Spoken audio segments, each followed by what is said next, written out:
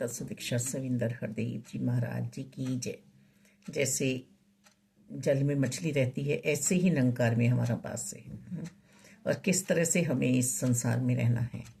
एक चाकू डॉक्टर के हाथ में होता है, कैंची, तो वह ऑपरेशन के काम आता है, हथियार, जान बचती है उससे।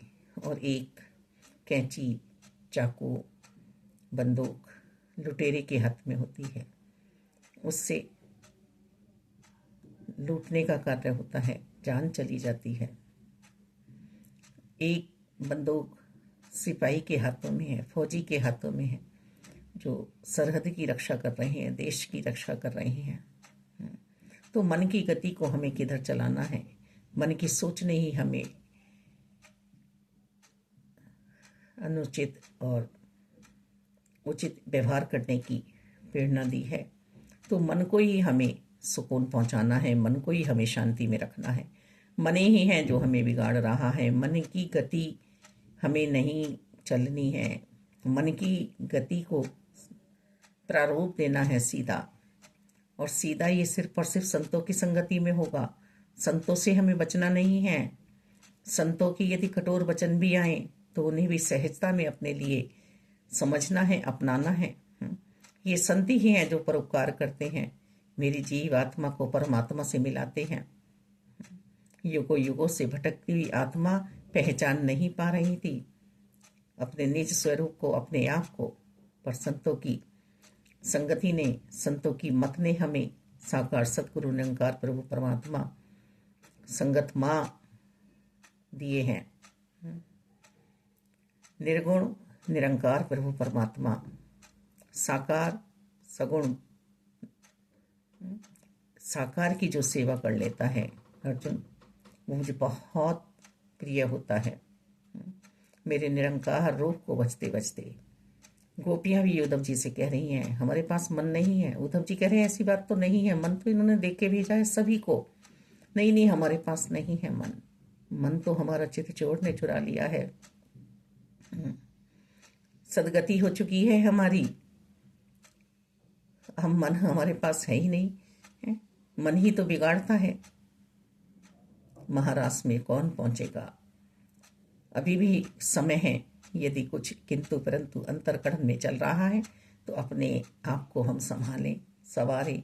श्रृंगार हुआ है हमारा सत्संग, सिमरन, सेवा भाव में रहते हुए, तन मन धन निरंकार का समझते हुए हम आगे अपना अंतिम समय लाएं। ये कर्म हमें करना है। हर हाल में, हर हाल में सिमरन करना है, हर हाल में प्रभु की याद में रहना है। स्थिति परिस्थिति जैसी भी बन रही हो मालिक दाता, पर सिमरन नहीं छोड़ना है। शुक्रिया है दातार, शुक्रिया है कि इन परिस्थितियों में भी आपने संभाला हुआ है। हर जगह लिखा हुआ है कि जिसे मैं अपना बनाता हूँ उसके में रिश्ते नाते, धन, यश, वैभव, कीर्ति, लाभ सब छीन लेता हूँ, कुछ नहीं छोड़ता उसके पास। और फिर ये भी आगे वचन आ रहा है कि जो साकार रूप में मुझे मानकर, जानकर भजता है उसके पास मैं कमी भी नहीं छोड़ता हूँ। अर्जुन, अहंकार चाहे किसी भी चीज का हो, अहंकार पैसे का भी हो सकता है, सुंदरताई का भी हो सकता है, ऊंची ऊंची पढ़ाइयों का भी हो सकता है। और आज तो माता जी हमें बहुत खुलकर समझा रही हैं कि आज तो अहंकार इस तरह के भी देखे जा रहे हैं कि तुम्हारा बच्चा सरकारी स्कूल में पढ़ता है, हमारा बच्चा तो इतने अच्छे स्कूल में पढ़ता है, हमने तो अपने बच्चों को इतने महंगे कपड़े पहनाए हैं, तुमने तो इतने सस्ते वाले पहनाए हैं, हम तो ये खाते हैं और तुम तो ये खाते हो, हम तो जूस पिलाते हैं बच्चों को, तुम्हें तो पानी भी मौसम नहीं है। तो इन बातों में भी हम उलझे हुए हैं। जो कल हम औरों पे इल्जाम लगा रहे हैं कि इन्होंने हमारे साथ ऐसा किया, आज वही हम करने पे उतारू हो रहे हैं। तो अपने आप को सावधानियों में रखना है, मर्यादित रहना है, अनुशासन में रहना है। यही डिसिप्लिन मुझे अपने आप पे रखते हुए सत्संग में हर पल अपनी हाजिरी लगानी है। निरंकार मेरे साथ यहाँ पर भी हैं, पर मुझे रहना तो साकार के साथ है। मुझे तो हुक्म आ रहा है मेरा बास इस तरह से ना हो कि मछली युगों युगों से प्यासी है पर रह जल में ही रही है। निरंकार मेरे बिल्कुल साथ हैं, सतगुरु जी ने समझा दिया है तो मेरी समझ में आ जाना चाहिए। हे मानव, तू ही संभल जा, बस तुझे ही संभलने की बारी है।